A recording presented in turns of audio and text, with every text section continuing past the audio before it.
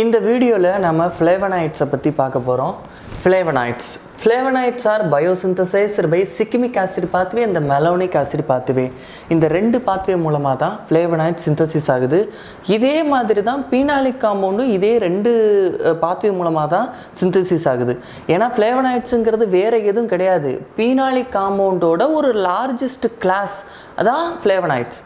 So அதனால தான் phenolic compound எந்த pathwayனால synthesis ஆகுதோ அதே மாதிரி flavonoidsம் அதே type of pathwayல synthesis ஆகுது. So flavonoids are the largest class of plant phenolics. So secondary metabolites ல மூணு இருக்குது, 3 major classes. ஒன்னு வந்து terpenoids, ரெண்டாவது வந்துட்டு phenolic compounds, மூணாவது வந்துட்டு nitrogen containing compounds. இதுல phenolic compounds ஓட ஒரு class தான் இந்த flavonoids. So இந்த flavonoids ஓட ஸ்ட்ரக்சர் எப்படி இருக்குது, எதால மேடப் ஆயிருக்கு அப்படினு பார்த்தோம்னா 15 carbon arranged in 2 aromatic ring connected by 3 carbon bridge அப்படினு சொல்லிருக்கோம். அந்த ஸ்ட்ரக்சரே பாருங்க அதுக்கு ஏத்த மாதிரியே இருக்கும். இப்போ பாருங்க 1 2 3 4 5 6.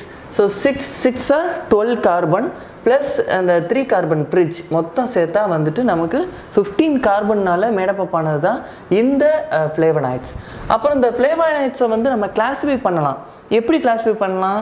based on the oxidation on 3 carbon bridge we can classify the flavonoids into 4 major group அப்படினு சொல்றோம். இந்த C3 bridge இருக்குல, 3 carbon bridge, ரெண்டு aromatic ringையும் கனெக்ட் பண்ணக்கூடிய இந்த C3 bridge, அந்த C3 bridgeல ஆக்சிடேஷன் நடக்குது. ஆக்சிடேஷனா என்ன? ஆக்சிடேஷனா addition of oxygen, removal of hydrogen அப்படிங்கறத நம்ம ஆக்சிடேஷன் அப்படினு நம்ம சொல்றோம். அந்த ஆக்சிடேஷன் படி அந்த ஆக்சிடேஷன் இந்த C3 bridgeல எப்படி நடக்குதோ அதை பொறுத்து 4 மேஜர் கிளாஸா இந்த flavonoids-ஐயும் நம்ம கிளாசிஃபை பண்ணலாம். அது என்னென்ன அப்படின்னு பார்த்தோம்னா anthocyanins அப்படின்னு ஒரு டைப்பு, அப்புறம் flavones, flavonoids, அப்புறம் ஐசோஃப்ளேவோன்ஸ் இப்படின்ட்டு 4 கிளாஸாக பிரிக்கிறோம் ஃப்ளேவனாய்ட்ஸை. ஸோ இதில் வந்து இந்த anthocyanins பார்த்தோன்னா கலர்டு ஒன்று, இட் அட்ராக்ட் பாலினேட்டர்ஸை வந்து அட்ராக்ட் பண்ணும். இந்த பூவுக்கு வந்து தேவையான ஹனிபீஸ் வந்து அந்த பூவில் உட்கார்ந்து தேனை எடுத்துட்டு அந்த பூவை வந்து காயாக மாற்றுறதுக்கு அந்த மகரந்த சேர்க்கைக்கு ஒரு பூவிலேருந்து இன்னொரு பூக்கு போய் மகரந்த சேர்க்கைக்கு உதவுதில் அது பேர் தான் பாலினேட்டர். அந்த ப்ராசஸ் பேர் தான் பாலினேஷன். அந்த பாலினேட்டரை தன்னை நோக்கி அட்ராக்ட் பண்ணுறது தான் ஃப்ளவர்ஸு. அந்த ஃப்ளவர் கலர்ஃபுல்லாக இருந்தால் இன்னும் அட்ராக்ட் பண்ணோம். அந்த கலருக்கு காரணமே இந்த anthocyanin தான். அந்த anthocyanin ஒரு flavonoid. இதுதான் கதை. ஸோ இப்போ வந்துட்டு ஃபங்க்ஷன், இந்த main function of the flavonoids, இந்த ஃப்ளேவனாய்ட்ஸோட மிக முக்கிய ரோல்லாம் என்னென்ன அப்படின்னு பார்த்தோன்னா ஃபஸ்ட்டு பிக்மெண்டேஷன் தாங்க, ரெண்டாவது டிஃபென்ஸ். ஸோ செகண்டரி மெட்டபாலைட்ஸ்னாலே நிறையா ரோல் ப்ளே பண்ணிக்கிட்டே இருக்குது. நம்ம ஒவ்வொரு வீடியோலையும் அதை நம்ம பார்த்துக்கிட்டே இருக்கிறோம். அந்த வகையில் ஃப்ளேவனாய்ட்ஸோட மிக முக்கிய பங்கு பிக்மெண்டேஷன். கலர்ஃபுல்லாக ஒரு பிளான்ட்டையோ அந்த பிளான்ட் பூக்கிற பூவையோ கலர்ஃபுல்லாக மாற்றுறது இந்த ஃப்ளேவனாய்ட்ஸ் தான். டிஃபென்ஸ் அப்படின்னா பாக்டீரியல் ஃபங்கல் இன்ஃபெக்ஷன்ஸ்லேருந்து தன்னை காத்துக்கிறதுக்காக, அப்புறம் ஹெர்பிவோர்ஸ்னால் தாவர உண்ணி, அதுலேருந்து பிளான்ட்டு தன்னை யாரும் சாப்பிடாம தற்காத்துக்கிறதுக்காக இந்த டிஃபென்ஸ்க்காகவும் இந்த ஃப்ளேவனாய்ட்ஸ் வந்து யூஸ் ஆகுது. So coloured pigments of plants, ஒரு பிளான்ட் கலராக இருக்குது அப்படின்னா அதுக்கு 2 காரணம் இருக்குது. அது என்னென்ன அப்படின்னு பார்த்தோன்னா கரோட்டினாய்ட்ஸ் அது ஒரு ரீசன், அப்புறமா ஃப்ளேவனாய்ட்ஸ் இது ஒரு ரீசன். இந்த ரெண்டும் தான் தாவரத்தில் இருக்கக்கூடிய வண்ணங்களுக்கான காரணம். இதில் கரோட்டினாய்ட்ஸ் வந்து பார்த்திங்கன்னா terpenoids. So terpenoids, carotenoids it's comes under the category of terpenoids. இதில் வந்து பார்த்திங்கன்னா சில நேரத்துக்கு செடியோட இலை பச்சை கலர்லேருந்து எல்லோ கலருக்கு மாறும். சில மரங்களில் இலைகள்லாம் பார்த்திங்கன்னா சிகப்பு கலரில் இருக்கும், மஞ்சள் கலரில் இருக்கும், அதே மாதிரி பார்த்திங்கன்னா ஆரஞ்சு கலரில் இருக்கும். இதுக்கெல்லாம் காரணம் இந்த கரோட்டினாய்ட்ஸ். இந்த கரோட்டினாய்ட்ஸை வந்து என்ன சொல்கிறாங்க, இது வந்து ஒரு அசசரி பிக்மெண்ட் இன் ஃபோட்டோசிந்தசிஸ் அப்படிங்கிறாங்க. ஃபோட்டோசிந்தசிஸுக்கு தேவையான மிக முக்கியமான பிக்மெண்ட் குளோரோஃபில், அது ஒரு க்ரீன் பிக்மெண்ட். ஆனால் அதே சமயத்தில் சில அசசரி பிக்மெண்ட்ஸும் இருக்குது, அதுதான் இந்த கரோட்டினாய்ட்ஸ். இதுவும் வந்து ஃபோட்டோசிந்தசிஸில் ரோல் ப்ளே பண்ணுதுங்கிறாங்க. என்ன ரோல்? இப்போ யூவி தான் வந்து நமக்கு சன்லைட், ஃபோட்டோசிந்தசிஸ் எப்படி நடக்குது? ஃபோட்டோசிந்தசிஸ் அப்படிங்கிற பேர்லேயே இருக்குது, synthesis of the food from the ஃபோட்டோனா லைட்டு, வெளிச்சத்தின் உதவியினால தாவரம் தனக்கு தேவையான உணர்வை தாவே உற்பத்தி செஞ்சுக்கிறது. இதுக்கு அப்போ அது வெளிச்சத்தை அப்சர்வ் பண்ணணும். அந்த வெளிச்சத்தை அப்சர்வ் பண்ணுறது தான் என்னது, ஒரு பிக்மெண்ட். அந்த பிக்மெண்ட் தான் குளோரோஃபில் பிக்மெண்ட், அதுதான் க்ரீன் பிக்மெண்ட், அதுதான் வெளிச்சத்தை அப்சர்வ் பண்ணி இந்த தாவரத்துக்கு கொடுக்குது.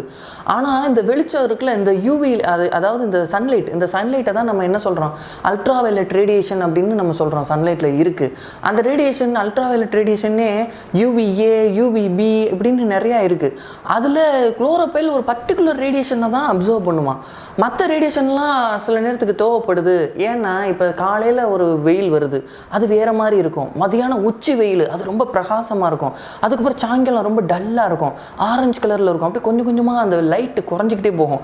ஆனால் எவ்வளோ லைட்டு கூடி குறைஞ்சி அப்படி ஆசிலேஷன் ஆனாலும் எல்லா டயத்துலையும் அந்த லைட் வெளிச்சத்தை அப்சர்வ் பண்ணுறதுக்குன்னு டிஃப்ரெண்ட் டைப் ஆஃப் பிக்மெண்ட்ஸ் இருக்குது. அதில் chlorophyll pigment major role play பண்ணுது போட்டோசிந்தசிஸ்க்கு, மிக முக்கியமாக பிரதானமான ஒன்றா இருக்குது. அதே சமயத்தில் இந்த கரோட்டினாய்ட்ஸும் அப்படி ஒரு பிக்மெண்ட் தான்.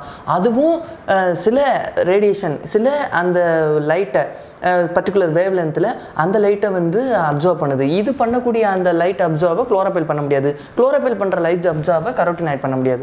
அப்போ கரோட்டினாய்டு ஒரு டெர்பினாய்டு. இது அந்த இலைகளில் இருக்கக்கூடிய அந்த பழுப்பு நிறம், அந்த மஞ்சள் கலரு, அந்த ஆரஞ்சு கலரு, சிகப்பு கலருக்கான காரணம் அப்படின்ட்டு நம்ம இங்கே பார்க்குறோம். அதே மாதிரி ரெண்டாவது வண்ணத்துக்கு செடிகளில் இருக்கக்கூடிய மற்ற நிறங்கள், இன்னும் எவ்வளவோ நிறங்கள் இருக்கு இல்லையா, அதுக்கு மிக முக்கியமான காரணம் என்ன பார்த்தீங்கன்னா ஃப்ளேவனாய்ட்ஸ். அதை தான் நம்ம இன்றைக்கி டாப்பிக்காக பார்த்துட்டு இருக்கோம். இந்த ஃப்ளேவனாய்ட்ஸ், இந்த ஃப்ளேவனாய்ட்ஸுக்குள்ளே இருக்கக்கூடிய ஆந்தோசைனின்ஸ், நம்ம இங்கே கூட பார்த்தோம் ஆந்தோசைனின்ஸ். இதுதான் வந்து one of the class of the flavonoids based அந்த C3 ரிட்ஜில் நடக்கிற, C3 கார்பன் ரிட்ஜில் நடக்கிற ஆக்சிடேஷனை பொறுத்து அதை கிளாஸிஃபை பண்ணுறோம்லாம் பார்த்தோம். அந்த ஆந்தோசைனின்னால தாங்க இவ்வளோ கலர்லாம் வந்து ஃபார்ம் ஆகுது பிளான்ட்டில். என்னென்ன கலரும் பாருங்கள், ரெட்டு, சிகப்பு, பிங்க்கு, பர்பிள், ப்ளூ, இப்படி பல வண்ணமயமாக ஒரு தாவரம் பூக்கிற பூக்களை வண்ணமயமாக மாற்றுதுன்னா அதுக்கு காரணம் இந்த ஃப்ளேவனாய்ட்ஸ் தான். அதுக்குள்ளே இருக்கக்கூடிய இந்த ஆந்தோசைனின்ஸ் தான். இந்த ஆந்தோசைனின் இருக்குல்ல, இது ஒரு கிளைகோசைடு. கிளைகோசைடு அப்படின்னாலே என்ன? கிளைகோ அப்படின்னாலே அடிஷன் ஆஃப் குளுக்கோஸ் குரூப். அதாவது அந்த ஆந்தோசைனின்ல ஒரு சுகர் மாயிட்டி இருக்குன்னு அர்த்தம். ஒரு குளுக்கோஸ், ஒரு சுகர் சம்மந்தப்பட்ட ஒரு மாயிட்டி அதில் அட்டாச் ஆகிருக்குன்னு அர்த்தம். அதனால தான் இதை வந்துட்டு ஆந்தோசைனின் இஸ் ஏ கிளைகோசைடு அப்படின்ட்டு நம்ம சொல்கிறோம். அதாவது வித் சுகர், இதில் வந்து ஒரு சுகர் இருக்குது அப்படின்னு அர்த்தம். இப்போ ப்ரோட்டீன் அப்படின்னு சொல்கிறோம் வச்சுக்கோங்களேன், அது பியூர் ப்ரோட்டீன். இன்னொன்று ப்ரோட்டீன் சொல்லுவாங்க, என்ன சொல்லுவாங்க, கிளைகோ ப்ரோட்டீன் அப்படிமா. அப்படின்னா என்ன? அந்த புரோட்டீனோட ஒரு கார்போஹைட்ரேட் மாலிகுல், ஏதோ ஒரு சுகர் மாலிகுல் அட்டாச் ஆகிருக்குங்கிறனால அதை கிளைகோ ப்ரோட்டீன் அப்படின்னு சொல்கிறோம். அதே மாதிரி ஒரு ப்ரோட்டீனோட லிப்பிடு மாயிட்டி அட்டாச் ஆகிருக்கு அப்படிங்கிறப்ப அதை லிப்போ ப்ரோட்டீன் சொல்கிறோம். அதெல்லாம் நம்ம என்ன சொல்லுவோம், பியூர் ப்ரோட்டீன் ஒன்று இருக்கும், இந்த மாதிரி அட்டாச் ஆகி வர ப்ரோட்டீனை காஞ்சிகேட்டட் ப்ரோட்டீன் அப்படின்னு நம்ம சொல்லுவோம். ஸோ அந்த மாதிரி வந்து இந்த ஆந்தோசைனின் ஒரு ஃப்ளேவனாய்டாக இருந்தாலும் அதில் சுகர் குரூப்பும் சேர்ந்து அட்டாச் ஆகி இருக்கிறது அப்படின்னு சொல்கிறாங்க. அதே மாதிரி இந்த ஆந்தோசைனின் கூட வந்து சுகர் குரூப்பே அட்டாச் ஆகாமல் இருந்தால் அதோட பேர் என்ன அப்படின்னா ஆந்தோசயனிடின் அப்படின்னு பேர். ஆந்தோசயனின் அப்படின்னா சுகர் குரூப் இருக்கும் அந்த ஃப்ளேவனாய்டோட சேர்ந்து. ஆந்தோசயனிடின் அப்படின்னா அந்த ஃப்ளேவனாய்டோட சேர்ந்து சுகர் குரூப்பு இருக்காது, வித்தவுட் சுகர் அப்படின்ட்டு பார்க்குறோம். இந்த ஆந்தோசயனிடின் அதில் வந்துட்டு பார்த்திங்கன்னா நிறையா கலர் வந்து இது ப்ரொடியூஸ் பண்ணும். அது ப்ரொடியூஸ் பண்ணுற கலருக்கு ஏற்ற மாதிரி அதுக்கு பேரும் மாறுது. ஆந்தோசயனிடின்குள்ளே இருக்கக்கூடிய மற்ற டைப்ஸ் எல்லாம் பாருங்கள். பிலர்கோனிடின் அது பாருங்க ஆரஞ்சு ரெட் கலரை ப்ரொடியூஸ் பண்ணுது. அதே மாதிரி சயானிடின் அது பர்பிளிஷ் ரெட்டை ப்ரொடியூஸ் பண்ணுது. அதே மாதிரி டெல்பினிடின் இது ப்ளூயிஷ் பர்பிளை ப்ரொடியூஸ் பண்ணுது. பியோனிடின் இது ரோசி ரெட் கலரை ப்ரொடியூஸ் பண்ணுது. அதே மாதிரி பெட்டுனிடின் இது வந்து பர்பிள் கலரை ப்ரொடியூஸ் பண்ணுது. இந்த மாதிரி அது ப்ரொடியூஸ் பண்ணக்கூடிய கலருக்கு ஏற்ற மாதிரி அதனுடைய நேம்ஸும் இருக்குது ஆந்தோசயனிடின். அது மட்டும் இல்லாமல் இந்த flavonoids protect against damage by UV கதிர்வீச்சினால் தாவரத்துக்கு எதுவும் பாதிப்பு வராமல் அதிலிருந்து காப்பாற்றுறதுக்காக இந்த ஃப்ளேவனாய்ட்ஸ் உதவுது. அதே மாதிரி இந்த ஃப்ளேவனாய்ட்ஸ் இன் இந்த ஃப்ளவரில் கலர்ஃபுல்லாக அந்த ஃப்ளேவனாய்ட்ஸ் கலர் கொடுக்குது இல்லையா, அது வந்து பார்த்தோன்னா ஃப்ளேவனோல்ஸ் அதுவும் ரோல் ப்ளே பண்ணுது. பூக்களில் கலர் மட்டும் கொடுத்தா போதுமா? அழகழகான கோடு, அழகழகான புள்ளி, அழகழகான பார்டர்ஸ் அதெல்லாம் கொடுக்க வேண்டாமா? அது மாதிரி வர்றதுக்கெல்லாம் காரணம் என்னென்னா இந்த ஃப்ளேவோன்ஸும் இந்த ஃப்ளேவனால்ஸும் தான் காரணம். ஆந்தோசைனின் கலரை கொடுத்துருச்சு ஃப்ளவருக்கு. அதில் பாருங்கள், இந்த ஃப்ளவரில் பார்த்திங்கன்னா இந்த மாதிரி ஸ்ட்ரைப்ஸ் அப்படி மாதிரி தான் சொல்கிறாங்க. ஸ்ட்ரைப்ஸ், ஸ்பாட்ஸ், சர்க்கிள்ஸ், அந்த வண்ணமான ஸ்ட்ரைப்ஸு, வண்ணமான புள்ளிகள், வண்ணமான கலர்கள் அதை கொடுத்து மேலும் அந்த பூக்களுக்கு அழகு சேர்க்கக்கூடிய மிக முக்கியமான வேலையை செய்கிறது இந்த ஃப்ளேவோன்ஸ் அண்ட் ஃப்ளேவனால்ஸ். அதனால தான் பூக்களில் ஸ்ட்ரைப்ஸ், ஸ்பாட்ஸ், சர்க்கிள்ஸ்லாம் கலர்ஃபுல்லாக டிசைனாக வருது அப்படிங்கிறாங்க. So these do present in leaves also. இது ஃப்ளவர்ஸில் மட்டும்தான் இருக்கும்னு இல்லை, சில தாவரங்களுடைய இலைகளில் கூட அழகழகாக கோடு, வேறு கலராக கோடு, கலராக புள்ளிகள் அப்படி இருக்கலாம். குரோட்டன்ஸ்லாம் நம்ம பார்த்துருப்போம் நிறையா குரோட்டன்ஸில். அதுக்கு காரணமும் இந்த ஃப்ளேவோன்ஸ் அண்ட் ஃப்ளேவனால்ஸ் அப்படின்னு சொல்கிறாங்க. அது மட்டும் இல்லாமல் இந்த கலராக புள்ளி, அப்புறம் இந்த ஸ்ட்ரைப்ஸு, அப்புறம் இந்த டாட்ஸ்லாம், அந்த சர்க்கிள்ஸ்லாம் இருக்குல்ல, இதெல்லாம் வந்துட்டு சும்மா ஒரு டெக்கரேஷனுக்காக, அழகுக்காக மட்டும் இல்லை, இது இந்த யூவி லைட்லேருந்து ப்ரொடெக்ட் பண்ணுற ரோலையும் அதுதான் பண்ணுதுங்கிறாங்க. So protect cells, that is which cell, நம்ம பிளான்ட்டை பற்றி தான் பார்த்துட்டு இருக்கோம், plant cells from excess UVB. நான் சொன்னேன் இல்லையா, யூவி லைட்லேயே யூவிஏ யூவிபின்னு இருக்குது. யூவிபின்னா பாருங்கள், அதோட wavelength 280 to 320 nanometre. So அந்த யூவி டைப் ஆஃப் கதிர்வீச்சிலிருந்து தன்னை தற்காத்துக்கிறதுக்காக இந்த stripes and dots role play பண்ணுது. அப்பார்ட் ஃப்ரம் பியூட்டி, அழகை தாண்டியும் பாதுகாப்பு கருதியும் அது பாதுகாப்பு, அதாவது தாவரத்தை இந்த மாதிரி கதிர்வீச்சிலிருந்து பாதுகாக்கிற வேலையும் செய்யுது அப்படின்னு பார்க்குறோம். அதே மாதிரி இன்க்ரீஸ்டு யூவி இன்க்ரீஸ்டு ஃப்ளேவனாய்ட்ஸ். ரொம்ப யூவி லைட்டை அதிகமாக இன்க்ரீஸ்டு எக்ஸ்போசர் இருக்குன்னா அதுக்கேற்ற மாதிரி ஃப்ளேவனாய்ட்ஸோட உற்பத்தியும் உடனே அதிகப்படுத்திடும். எதுக்கு அதிகமாகுது? இந்த மாதிரி அந்த லைட்லேருந்து தன்னை காப்பாற்றிக்கிறதுக்காக. இந்த ஃப்ளேவனாய்ட்ஸை வந்து 4 வகையாக பிரிக்கலான்னு பார்த்துருந்தோம். நம்ம அந்தோசைனின் பார்த்துட்டோம், ஃப்ளேவோன்ஸ் பார்த்துட்டோம், ஃப்ளேவனால்ஸ் பார்த்துட்டோம், ஐசோஃப்ளேவோன்ஸ். ஸோ ஐசோஃப்ளேவன்ஸ் இந்த இருக்குது ஐசோஃப்ளேவனாய்ட்ஸ். இந்த ஐசோஃப்ளேவனாய்ட்ஸுக்கு பார்த்திங்கன்னா ஆன்டி மைக்ரோபியல் ஆக்டிவிட்டி இருக்குது, ஆன்டி ஈஸ்ட்ரோஜெனிக் ஆக்டிவிட்டி. ஈஸ்ட்ரோஜன்னா என்ன? ஈஸ்ட்ரோஜனுங்கிறது வந்துட்டு ஒரு ஃபீமேல் ஹார்மோன். அப்போ அந்த ஃபீமேல் ஹார்மோனுக்கு எதிராக செயல்படக்கூடிய தன்மை, அதுதான் ஆன்டி ஈஸ்ட்ரோஜெனிக் அப்படிங்கிறோம். அந்த பொட்டன்ஷியல் இந்த ஐசோஃப்ளேவனாய்ட்ஸுக்கு இருக்குது. அதே மாதிரி ஆன்டி கேன்சர் ஆக்டிவிட்டியும் இந்த ஐசோஃப்ளேவனாய்ட்ஸ்க்கு இருக்கிறதா ரிப்போர்ட் பண்ணியிருக்கிறாங்க. அதே மாதிரி ஐசோஃப்ளேவனாய்ட்ஸ்க்கு ஒரு எக்ஸாம்பிளாக சொல்ல போனால் பைட்டோ அலெக்சின். இது வந்து ஒரு ஆன்டி மைக்ரோபியல் ஏஜென்ட். இதுவும் வந்து ஐசோஃப்ளேவனாய்ட் தான். சரி, ஐசோஃப்ளேவனாய்ட்னா என்ன அப்படிங்கிறத நான் சொல்ல மறந்துட்டேன். ஐசோஃப்ளேவனாய்ட்ஸ்னால் என்னென்னா, it is a group of flavonoids. Group of ஃப்ளேவனாய்ட்ஸை தான் நம்ம ஐசோஃப்ளேவனாய்ட்ஸ் அப்படின்னு சொல்கிறோம். இந்த ஐசோஃப்ளேவனாய்ட்ஸ் வந்து எதில் ரொம்ப ரிச்சாக இருக்குன்னா, பயறு வகைகள், ரிச் இன் லெக்யூம்ஸ், அதில் வந்து ரொம்ப ரிச்சாக இருக்குது அப்படின்னு பார்க்குறோம்.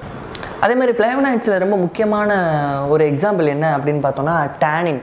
ஸோ டேனின் வந்து ஃப்ளேவனாய்ட்ஸில் ஒரு முக்கியமான ஒரு எக்ஸாம்பிள். இது வந்து பார்த்திங்கன்னா டாக்ஸின். யாருக்கு டாக்ஸின் அப்படின்னா, இது வந்து ஹெர்பிவோருக்கு டாக்ஸின். யார் எந்தெந்த மிருகங்கள்லாம் தாவரத்தை சாப்பிடுதோ அப்போ அதுகிட்டருந்து தப்பிக்கிறதுக்காக இந்த பிளான்ட் டேனின் அப்படிங்கிறத ஒன்று ப்ரொடியூஸ் பண்ணுது. இந்த டேனின் என்ன பண்ணுது அப்படின்னா, it inactivate herbivore digestive enzyme. நீ என்ன சாப்பிட்டதுக்கப்புறம் நான் உன் வயிற்றுக்குள்ளே போவேன், இல்லை உன் வயிற்றுக்குள்ளே போனோடனே செமிக்க விடாமல் அதை வந்து ஆக்கிடுறது. அப்போ அந்த மிருகத்தோட வயிற்றுக்குள்ளே அந்த தாவரம் உள்ளே போனதுக்கப்புறம் அது செரிமானம் ஆகிறதுக்கு நிறைய டைஜஸ்டிவ் என்சைம் அந்த மிருகம் உடம்புக்குள்ளே உற்பத்தி ஆகும். அந்த என்சைமை ஃபுல்லாக இன்ஆக்டிவேட் பண்ணி விட்டுரும் இந்த டேனின். அப்புறம் எப்படி செரிக்கும்? செரிமானம் ஆகாமல் அந்த மிருகம் அவஸ்தைப்படும். ஒரு கட்டத்தில் அது இறந்து போகலாம், இல்லை நாளைப்புன்னு அந்த தாவரத்தை நம்ம சாப்பிடக்கூடாதுங்கிற முடிவை எடுக்கும்.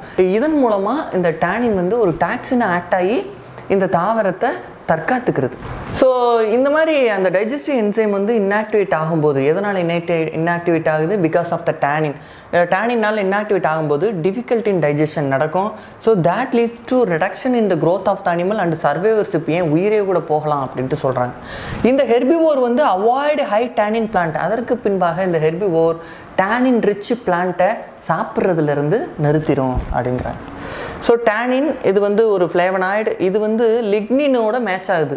லிக்னின் என்ன வேலை செய்யுதோ அதே தான் டேனினும் செய்யுது. லிக்னின் என்ன? லிக்னின் வந்து ஒரு பீனாலிக் காம்பவுண்டு, டேனின் வந்து ஃப்ளேவனாய்டு. ரெண்டுக்கும் வெவ்வேறு ரோல் கிடையாது, ரெண்டும் ஒரே ரோல் தான். அதுவும் பார்த்திங்கன்னா இந்த மாதிரி தான் இன்டைஜஸ்டபிளாக இருக்கும், இதுவும் இன்டைஜஸ்டபிளாக இருக்குது. ஸோ இதில் வந்து டேனினுக்கு ஒரு மிகப்பெரிய மருத்துவ குறிப்பு இருக்குது. அது என்னன்னு பார்த்தோன்னா, டேனின் வந்து பிளாக் எண்டோத்திலின் 1. எண்டோத்திலின் 1 அப்படிங்கிறத இந்த டேனின் பிளாக் பண்ணுதான். இது பிளாக் பண்ணுறதுனால ஒரு நன்மை நமக்கு கிடைக்கும். என்ன நன்மை அப்படின்னு பார்த்தா, இந்த எண்டோத்திலின் என்ன வேலை செய்யணும்னா, it constrict blood vessels. Blood வெசல்ஸை ரத்த நாளங்களை ரொம்ப சுருக்கிருமா. அப்போ ரத்த நாளங்கள் நல்ல இயல்பான சைஸில் இருந்தால் தான் ரத்தம் ஒன்று போல் போய்கிட்டு இருக்கும். அதை ரொம்ப சுருக்கி பிடிச்சிக்கிட்டோன்னு வச்சுக்கோங்க, அப்போ ப்ரெஷர் ஏற்படும், ஹார்ட் ப்ராப்ளம் ஏற்படும். அப்போ அந்த மாதிரி இந்த எண்டோத்திலின் 1 பண்ணிக்கிட்டு இருக்கு. அப்போ அதை போய் இந்த டேனின் பிளாக் பண்ணி நார்மலாக ரத்தம் கரெக்டாக பிளட் வெசல்ஸில் போகிறதுக்கு உதவுது இந்த டேனின். அதனால் மிருகங்களுக்கு தான் இந்த டேனின் ஆபத்தை ஏற்படுத்தினாலும் மனிதர்கள் நாம் குறைஞ்ச அளவில் டேனினை சாப்பிட்டா உடம்புக்கு நல்லது, இதயத்துக்கு நல்லது அப்படின்ட்டு சொல்கிறாங்க. ஸோ இது வந்து என்ன ஆகுனா, it reduce the risk of heart disease. So tannin நம்ம ரிச் ஃபுட்டு நம்ம எடுத்துக்கிட்டோன்னா நமக்கு வந்து ஹார்ட் டிசீஸ் வந்து ரிஸ்க்கு வந்து குறையும் அப்படிங்கிறாங்க. அது மட்டும் இல்லாமல் இந்த டேனின் எந்த ஃபுட்டுலங்க அதிகமாக இருக்குது அப்படின்னு கேட்டிங்கன்னா, ரெட் ஒயின். ரெட் ஒயினில் இந்த டேனின் அதிகமாக இருக்குதுன்னு சொல்கிறாங்க.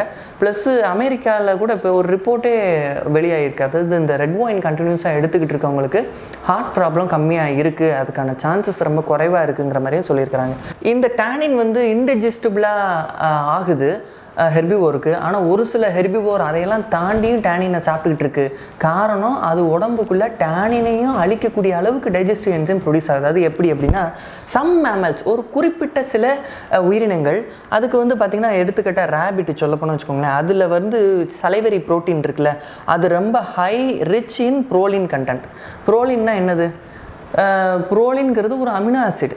Amino acid standard amino acid 20 இருக்குது. அதில் ஒரு டைப்பு தான் இந்த புரோலின். இந்த ரேபிட் ப்ரொடியூஸ் பண்ணக்கூடிய உமிழ் நீர், அதை சாப்பிடக்கூடிய உணவை செரிக்கிறதுக்காக அது ப்ரொடியூஸ் பண்ணக்கூடிய உமிழ் நீர் வந்து, அது ஒரு உமிழ் நீருங்கிறது என்னது, சலைவாங்கிறோம், அது அமிலேஸுங்கிறோம், அது ஒரு ப்ரோட்டீன், அது ஒரு enzyme. All enzymes are protein. அது எதனால் மேடப்பாக இருக்குது அப்படின்னு பார்த்தா, நிறைய அமினோ ஆசிட்ஸ்னால மேடப்பாக இருக்குது அந்த ப்ரோட்டீனு. குறிப்பாக ப்ரோலின்கிற அமினோ ஆசிட்ஸ்னால தான் பெரும்பாலும் மேடப்பாக இருக்கான். அப்படி மேடப்பாக இருக்கிறதுனால அது என்ன ஆகுது, இன்க்ரீஸ்டு ஹைட்ரோபோபிசிட்டி. அப்படி இன்க்ரீஸ்டு ஹைட்ரோபோபிசிட்டி தன்மை அந்த என்சைம்க்கு இருக்கிறதுனால அது high affinity to tannin. Tannin வந்து நீ வந்து செமிக்க மாட்ட, நீ வந்து இப்படி இருக்கிறன்னா அதுக்கேற்ற மாதிரி ஒரு ப்ரோட்டீனை, ஒரு என்சைமை இந்த ரேபிட் ப்ரொடியூஸ் பண்ணி அது மூலமாக டேனினையும் செரிக்க வச்சு சாப்பிட்டுக்கிறதான். ஸோ அது குறிப்பிட்ட அனிமலுக்கு அந்த குவாலிட்டி இருக்குது அப்படின்னு சொல்கிறாங்க. ஸோ இதெல்லாம் தான் ஃப்ளேவனாய்ட்ஸை பற்றின தகவல்கள். அடுத்த வீடியோவில் நாம் நைட்ரஜன் கண்டெய்னிங் காம்பவுண்ட்ஸை பற்றி பார்ப்போம். அதோட செகண்ட் மெட்டபாலைட்ஸ் அப்படிங்கிற டாபிக் முடியுது.